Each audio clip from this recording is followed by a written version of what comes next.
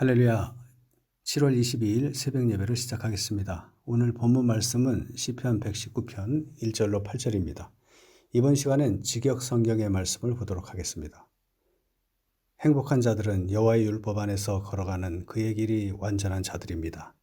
행복한 자들은 그의 증거들을 지키는 자들이니 온 마음으로 그를 구합니다.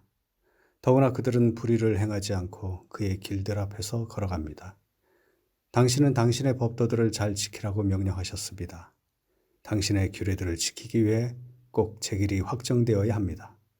그때 당신의 모든 명령을 제가 볼 때 제가 부끄럽지 않을 것이고 당신의 의로운 법규들을 제가 배울 때 제가 정직한 마음으로 당신께 감사드릴 것입니다.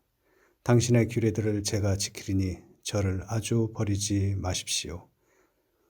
시편 119편은 히브리 알파벳 22자를 8번씩 사용해서 총 176절로 구성된 시편입니다.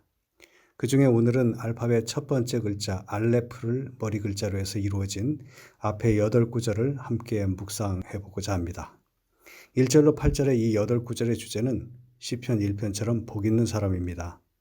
본문에 이런 질문은 등장하지 않지만 누가 복된가 이 가상의 질문을 던지고 마치 여기에 답을 하듯 말씀은 기록하고 있습니다. 1절로 2절을 다시 읽어보겠습니다. 행복한 사람은 여호와의 율법 안에서 걸어가는 그의 길이 완전한 사람입니다. 행복한 사람은 여호와의 증거를 지키는 자들이니 온 마음으로 여호와 하나님을 구합니다. 여기서 행복, 다시 말해 복이라는 이 단어에 먼저 주목해 보겠습니다. 구약 성경에 복이라고 번역된 단어는 두 가지가 있습니다.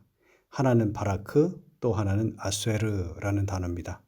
바라크는 창세기 12장 1절에서 하나님이 아브라함을 부르실 때 너는 복이 될지라 라는 말씀에 사용하신 단어가 바로 바라크입니다.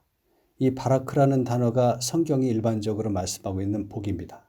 바라크의 복은 여호와 하나님의 속성과 일치합니다. 하나님이 누군가에게 임하시면 그는 인생의 참된 행복을 그리고 참된 평안을 누립니다. 하나님이 임하시면 자유와 완전함을 누리게 되는 것입니다. 그래서 바라크는 만족이며 기쁨이며 평안이며 충만이다 이렇게 말할 수 있습니다. 이에 비해서 아스웨레는 우리가 보통 이야기하는 복을 일컫습니다. 물질의 복, 자손의 복, 장수의 복, 인복 같은 것들을 아스웨레라고 말합니다. 시편 1편 1절에서 복 있는 사람이라고 말씀하실 때 이 복이 바로 아스웨레의 복입니다. 그리고 오늘 시편 119편에도 역시 아스웨레라는 단어가 복의 의미로 사용되어지고 있습니다. 그러면 왜 성경은 복을 이렇게 두 가지로 나누어 놓았을까요? 그 이유는 사람들이 찾는 복은 육신에 속하여 육신을 즐겁게 하는 것들이지만 이런 육신의 만족을 추구한다고 진정한 만족에 다다를 수 없기 때문입니다. 물질을 추구하는 목적이 무엇입니까? 물질의 끝에 만족이 있다고 믿기 때문입니다. 만족하면 평안을 누릴 수 있습니다. 결국 평안을 추구하면서 물질을 좇는 겁니다. 물질뿐입니까? 학식도 명예도 권력도 마찬가지입니다. 높은 자리에 오르면 남을 지배하면 세상의 추앙을 받으면 나는 만족하게 되는 줄 압니다. 인생의 성취를 거두면 비로소 평안을 얻을 수 있겠다 싶으니 이것들을 좇는 것입니다. 그런데 우리는 이미 솔로몬의 고백을 통해서 이러한 육신의 복을 추구하는 자의 그 끝에 있는 것이 무엇인지를 압니다. 그 모든 것들은 헛되고 헛되며 헛되고 헛되다 할 정도로 헛된 것일 뿐입니다. 진정한 복은 육신적인 것이 아님에도 지금까지 우리의 선배들이 그랬듯 다른 대안이 없으니 그냥 그 길을 답습하는 것이 우리의 모습입니다. 하지만 성경은 지속적으로 이러한 아스레의 복이 진정한 복이 될 수 없는 것임을 밝혀주고 있습니다.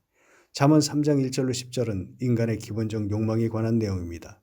사람은 오래 살기를 원하고 인간관계에 있어서도 인정받기를 원하며 언제나 제대로 된 판단력으로 바른 결정을 내리는 삶을 살기를 원하고 건강한 인생을 누리고 수고하고 애쓴 결실을 거두어 풍요로운 삶을 살기를 기본적으로 원합니다. 그 하나하나에 대해서 여호와의 말씀을 기억하라, 명령을 지키라, 여호와 하나님을 신뢰하라, 하나님을 공경하라.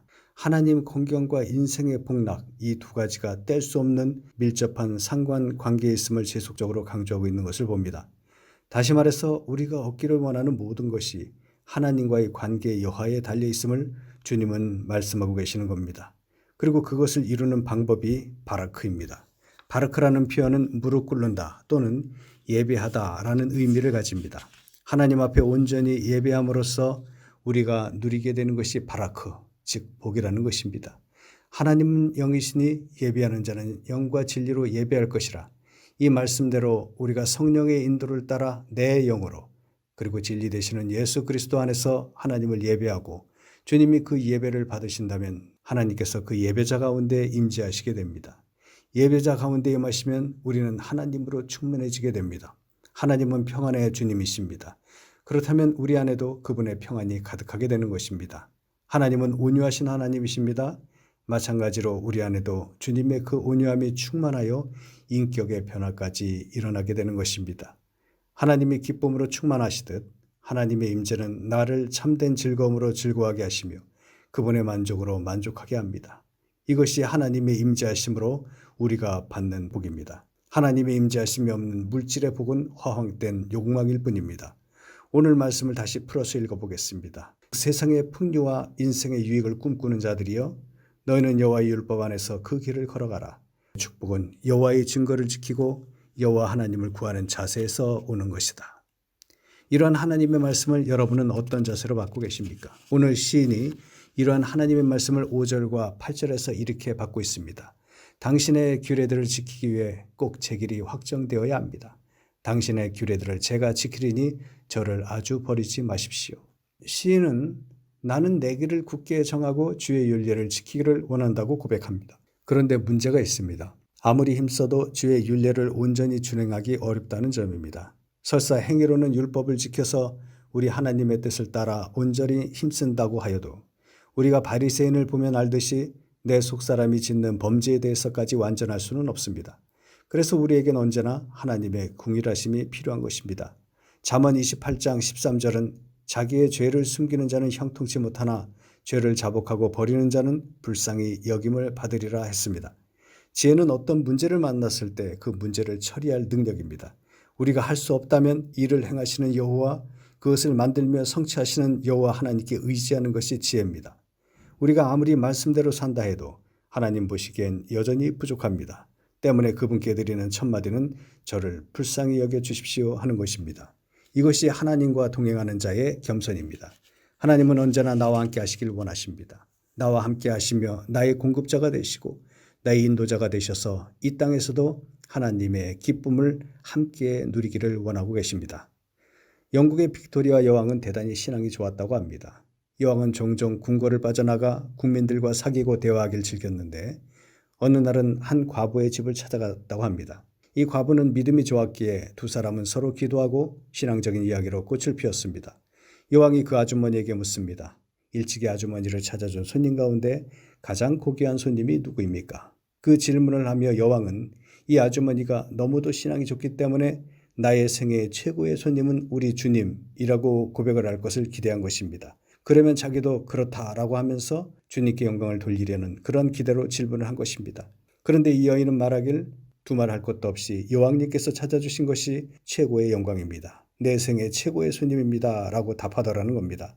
그러니 여왕이 실망하여서 예수님이 아주머니를 찾아주신 것이 아닐까요? 라고 반문하였습니다. 그러자 여인이 말합니다. 예수님은 손님이 아닙니다. 저의 주인이십니다. 처음부터 저와 함께 계신 분입니다. 나는 그분을 위해서 존재합니다. 라고 했다는 겁니다. 여왕이 감동한 것이야 말할 필요도 없을 겁니다. 여러분에게 하나님은 어떤 분이십니까? 말없이 나의 가정에 방문하시는 손님입니까?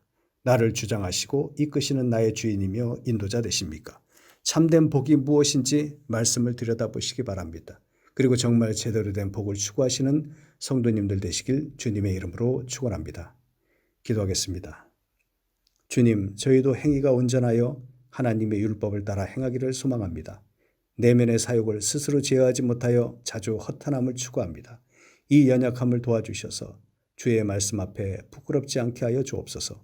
오늘 하루를 축복합니다. 이 하루가 하나님께 올바로 쓰임받기를 원합니다. 나의 시간, 나의 수고를 하나님의 영광을 위해서 사용케 하여 주옵소서.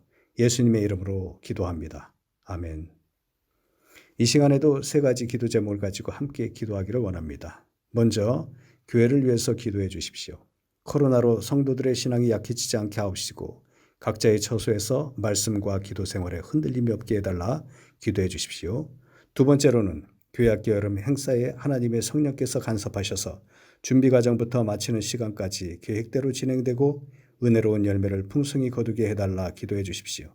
세 번째로 아프신 분들을 위해서 기도 부탁드립니다. 육체적 질병뿐 아니라 정신적 질환을 앓고 계신 분들도 계십니다. 기도할 때 주님의 의로운 해가 떠올라 치료하는 광선을 발하여 주시고 깨끗이 회복되게 하여 달라 기도 부탁드립니다. 이 시간에 다 같이 하나님께 기도드리겠습니다.